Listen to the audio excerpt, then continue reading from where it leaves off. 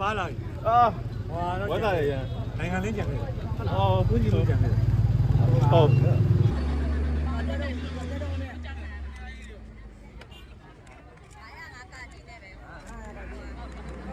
ဒီဟာဆက်လို့အောင်ပါဖိုက်တီအဲ့နဲ့ကျမ်းပါရေးပြန်လုပ်လိုက်ကျမ်းပါရေးကောင်းတယ်တွေးလို့စီးရုံမရှိဘူး90အထိအန်တီနဲ့အတူအလုံးလို့ဖို့အားတင်ထားတယ်ဘယ်လိုမျိုးကြည့်ကြည့်ပါ